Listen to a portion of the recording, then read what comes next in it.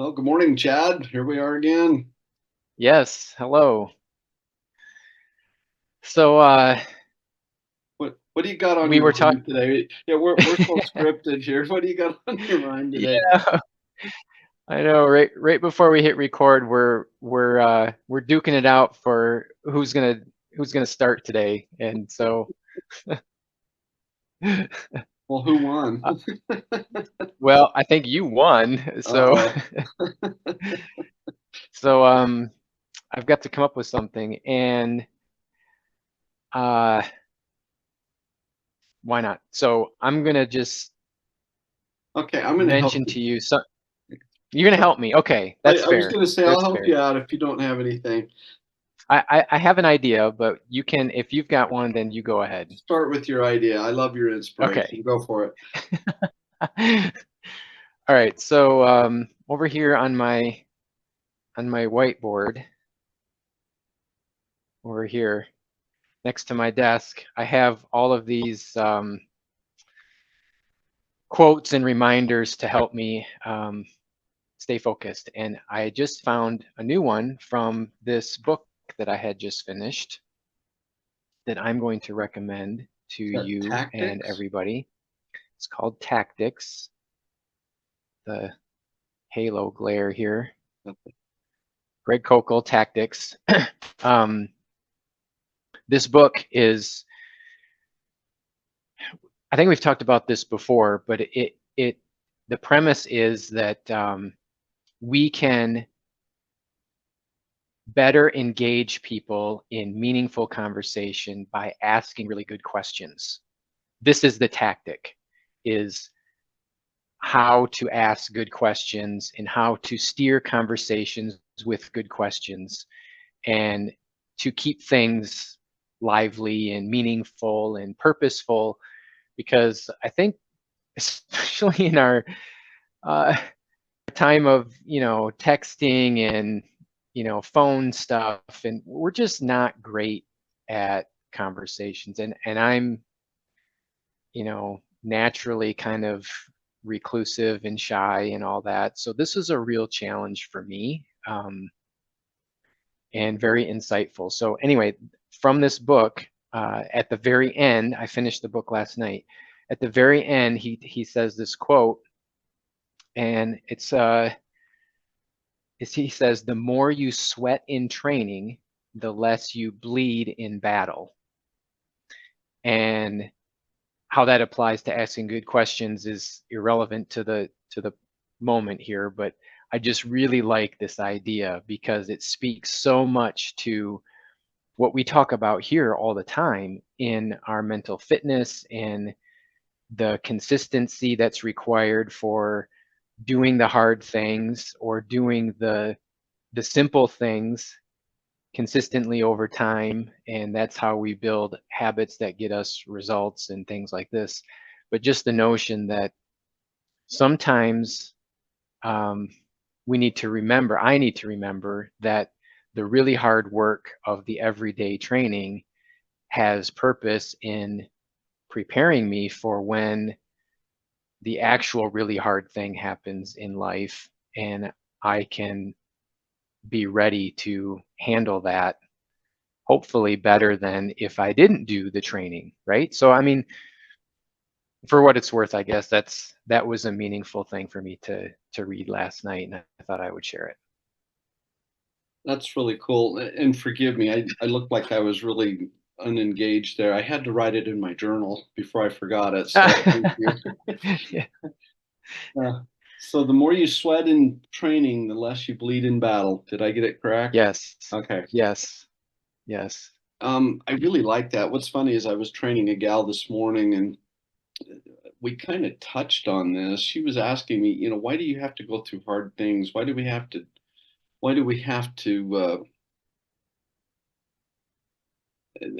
the conversation was based on being prepared for things, eventualities that come at you. Okay. Mhm. So all these things that are bad that happen to you, I'm of the opinion that they train us for the eventuality of when something worse happens. Does Yes. that make sense? Yeah, this is exactly what, and I think I'm smiling because how often does this happen where seemingly out of the clear blue sky, one of us presents an idea and the other immediately has a very relevant story to go with it that happened within the week or yesterday or whatever. Or It's this like, morning. yeah, I mean, we're not making this up. It seems to happen all the time, but I love that. Yeah, well, and her question was, okay, so do we do we put ourselves in situations where we have to go through hard things to prepare ourselves? I mean, do we Mm. throw ourselves into, her point, she made the joke. She said, I need to take she's got a little Subaru Crosstrek, so, an all-wheel drive car. She likes to go out in the wilderness. And she says, I really don't take my car off road, but, I go on gravel roads and sometimes, even off the gravel road, but not. And we went hiking this morning. You know, I like to do the rucking thing. So I had about 25 pounds of sand in my backpack this morning, and uh, we were wanting to keep a certain pace and lots of hills. There's a trail that's not far from home here, and so I was training her on that. And we were talking, and she said, I really ought to just. Well, no, I said, I hope I do okay. I might have to ditch my backpack and then come back and get it. And she said, well, maybe I can just take my Crosstrek off, off the road and go out and retrieve your backpack. And I was, it was all out of jest. And I said, so no, she looked at me and she said, you'd have to drive because you know how to do it. And I said, no, you need to drive so that you know how to do it. I said, I've already Yeah, done right. this. Okay. Yeah, yeah, I've already yeah, learned this skill. And, she was deferring to me because I already knew the skill. And I said, no, let's practice this. And that's how the conversation came up. And it was all out of jest. I mean, I had no intention of taking the backpack off. I was going to grind through it, mm, you know, but she asked me the question later. She said, do we have to put ourselves in a situation where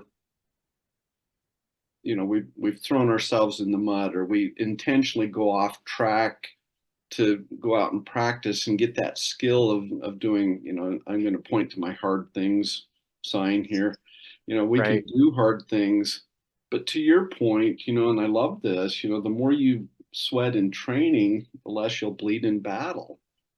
um so my answer to her is yeah, I mean, we're not foolhardy and throw ourselves into something dangerous, but at the same Yeah. time we need to push that envelope and just push it out a little bit and say, okay, I'm building my resilience, my mindset, my skills. And Yes. anyway, I I, love that. Thank you. I kind of hijacked the conversation no, here, but I thought well, it was I the thought it story was is relevant, so yeah, for sure. Yeah, I mean, another way to think of it is without challenge, there's no improvement. no growth. Yeah. And yeah, so I think it's very easy for us to, well, let's be honest, it's our nature to pursue easy. We actually have wiring in our brain that's the survival instinct, and that's all about self-preservation, which means how can I do the very least possible effort or activity to preserve myself? Hmm. That's natural wiring. And so it's very counterintuitive to think then, well, if I do something hard today, then tomorrow it will be easier. It doesn't compute naturally, but we know in practice that this absolutely happens all the time, every day. So I think just making that connection from, okay, we recognize that this is counterintuitive, but we also know that it works. So can we just decide then that this is a good idea, that we need to be challenging ourselves in all kinds of different ways? And this is not just about physical fitness either. I'm talking about, you know, saying no when you might normally want to say yes, or saying yes when you might normally want to say no to whatever, Well, it's like how getting, you, yeah. go ahead. Well, I was going to say it's like getting a promotion at work.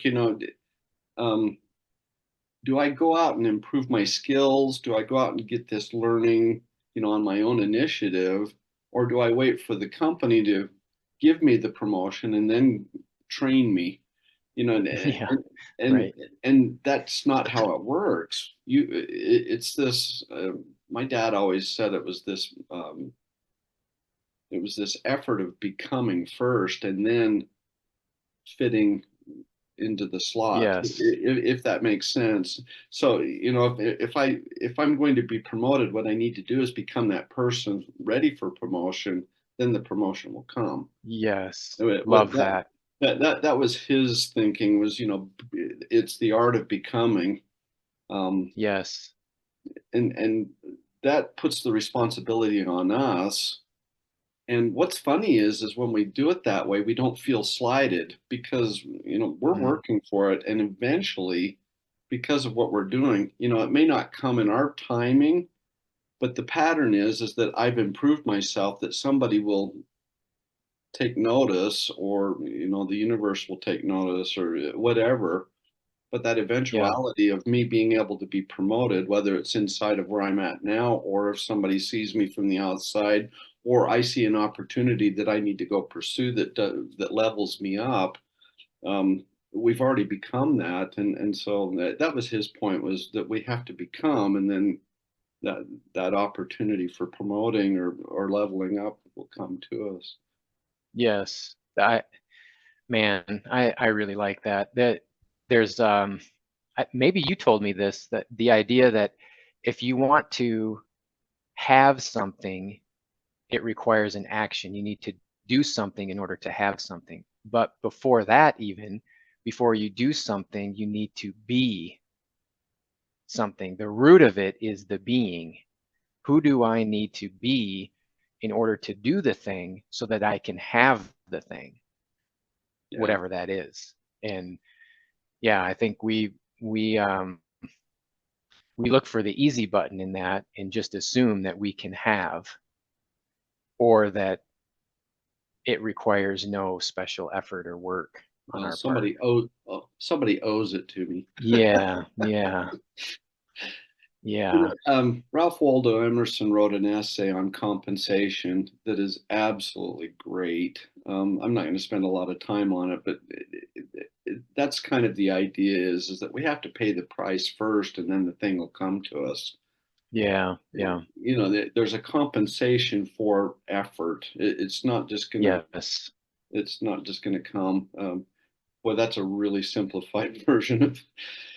Um, I recommend yeah, reading The Law of Compensation. Do it when you cannot be distracted, because you're going to need your full thought process mm-hmm, as you interpret yes, it. He writes it in such a way that you've got to think it through. It's not really long, but yes, you will have to give it some attention. I like to read it just to recenter my thinking sometimes, but I'll read it like once, twice a year. But Law of Compensation by Ralph Waldo Emerson. But yeah. I'm pretty sure you shared that with me a while ago. I've got it in my files, yeah, and it's pretty heavy. So every it word counts, and you got to kind of process it carefully. yeah. So yeah, very, Have a very, dictionary very handy. true. Yeah, Have a dictionary but handy. isn't it so true that it just feels like we live in a time right now where people just expect that whatever it is should be theirs without, you know, it's the I deserve mentality. And I just think that that's so lame and short-sighted and wrong, honestly. That's just not reality. And yet our cultural systems are seeming to go in the direction of, somebody else owes me and I deserve, and Well, you it know, supports well, that gimme, type of gimme. thinking. Supports that thinking. It- in the sense that you're referring to, I absolutely agree, but I don't think there's anything wrong with expecting things to come to you. But we have to accept the responsibility of becoming that person and going and doing and paying the Yeah, price for those things to come. And so I think it's a form of faith to expect that it comes, but that's fair. we also have to embrace the fact that I'm responsible for this. It's on me. Yeah. Okay. Well, and that's where everything breaks down, is that That's where, people yeah. aren't ready to be personally responsible for the outcome. They want it to just be given.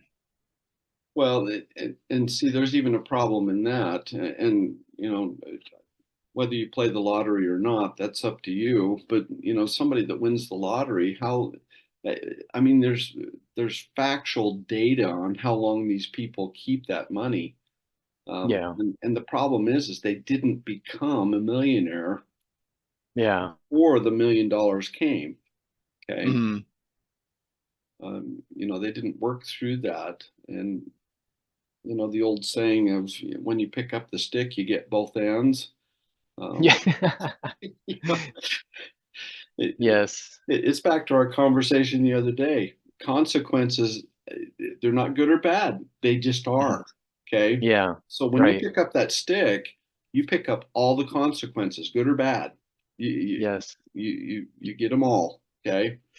You can't pick up the stick and just choose how that, you know, Yeah. well, I love that saying. You pick up the stick, you get both ends. So, Yeah. We're just full of good sayings today. oh, That's what's happening. aren't we just a treat? That's how we can say, here's another great saying: there's nothing new under the sun, because Well, everything's already been said, and all we're doing is just being reminded of those things. absolutely, absolutely. I'm first in line. I need the reminder all the time. Yeah. Yeah. And that's why you have a whiteboard. And see, I've got a bulletin board, and I've got little sayings all over. I've got stuff all over my Yes. office here too. Yeah. Yep. I mean, Wow. this statue right here reminds me of something, and this one reminds me Mm. of something, and this Yes. this has a saying. It says, "When you have a higher vision, you can do hard things." So Oh. that's Yeah. and that's right next to we can do hard things. Anyway, Yes. When your why, how do they say this? When your why is um, big enough or powerful enough, the how becomes easier or something like yep, that. yep, Yeah. Yeah. We sometimes just need to get out of our own way, um, and get to work. I like it. Yeah. Going back to the more you sweat in training, somebody was talking to me about Kobe Bryant the other day. I'm my days all kind of ran together this week, but it was earlier this week, and he was talking about Kobe Bryant and how they would find him practicing all the time and just doing Mm. more than what was expected or Oh, average. sure. Or I think it was. I need to send you this article. I found a really great article on average. Mm. It, oh, it'll change how you look at it. I'll send it to you. Okay. Maybe we can talk about that another time, but All right. Fair it's enough. incredible. It will change your thinking of average, and I think that's where that came from. But he wasn't doing what everybody else was. He chose to become more than that. Mm. Does that make sense? Yes. And to do that, we talk about practicing and sweating. He spent more hours in the dark, all alone practicing, so that when he was in front of everybody, he could be that higher level. Right. Yeah. Yeah. And it wasn't for the glory of being in front of people. It was for the glory of, I'm going to go through the practice and do that becoming, that sweat Yeah. in training. Very different mentality than average. I- You know, the minimum, you know, what's so much of life feels like, I mean, speaking just for myself, you know, how well, do I accomplish the thing with the minimal effort? what's the minimum payment?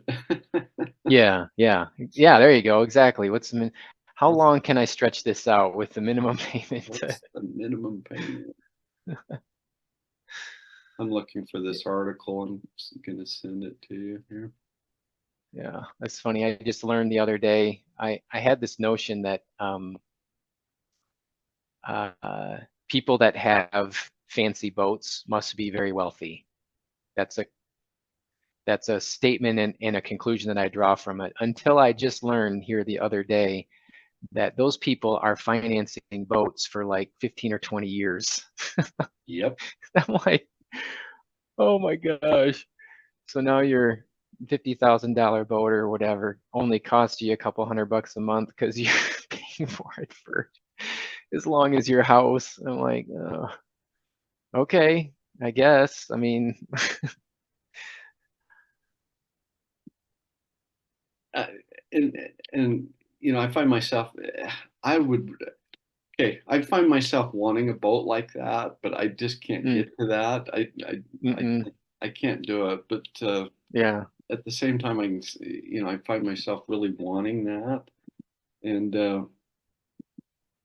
I don't know, financing something like that I'm only going to use a few months out of the year, you know, a few times out of the year is like, yeah, just doesn't. yeah. That's a whole nother subject Yeah, of, I can't bring myself to do it. I told my wife we'll go rent one. yeah. I've always said the best boat is your buddy's boat. Just, Yeah. that's how I roll with in terms of boating is Here's another topic for later. I'm not sure that we've talked about it or not, but um, the parable of the donut. Have I mm, talked to you about the parable of the donut? no, but I immediately thought about somebody's comedy bit about donut holes Okay. and how that doesn't even make sense because it's not a hole. What is a hole is nothing. There's no such thing as a donut hole. Anyway, whatever. Well, a topic for the for another time. We'll see if it comes up on our Okay. ad lib here. But parable of the donut. Parable of the donut. All right. I'll give you a teaser. It's, you know, it's one of those things that you, in concept, and as you think about it, it makes total sense. But after you get it and you're done with it, you go, "Why did I do that?" So anyway, there's Yeah. Yeah. All right. topic for another time. Well, I sent you that article on average. You'll have to edit that Okay. out. I will. I will. Good. Well, what else? I don't. I I like the fact that you said that we just have to remind ourselves, and that really is what we have to do. You know, Yeah. I have to do the practice in the dark and not worry about what people think. And Mm, well, even deeper than that, we have to make that decision of who am I going to become, and yeah. that's deeply personal. You know, personal. Yeah. We need to be very careful who influences that. Um, It requires intentional thought, which is another idea that I think we miss in modern culture because we busy ourselves with activity and we don't actually think about our future self or such things. And I think that lends itself to regret, you know, and I just don't want to be the person who looks back and says woulda, coulda, shoulda all the time. I, I want to be intentional about what I'm doing and choosing carefully about how I'm spending my time and energy and money and that kind of stuff. So Yeah, we have to be really careful about who influences who we're wanting to Yeah. become. And so reminders, like we're talking about, in the fact that we're meeting together every week to reinforce that, and other such things like going to church or meeting with other like-minded people to converse with and who may be holding us accountable. I mean, we've talked about mentorship in the past and just the great value of these types of conversations, because we absolutely need to be reminded, or and we've said this before too, we're like sheep, you know, we will wander, like that video where the sheep jumps into the ditch and then the guy pulls him out and the sheep runs in a circle and goes right back into the ditch. This is people, and It's without being me. reminded all the time, this is what I do. So I've got to have that kind of stuff in my Yeah, life. So well, anyway, cool. Well, we better get you back to work. I need to go to work too.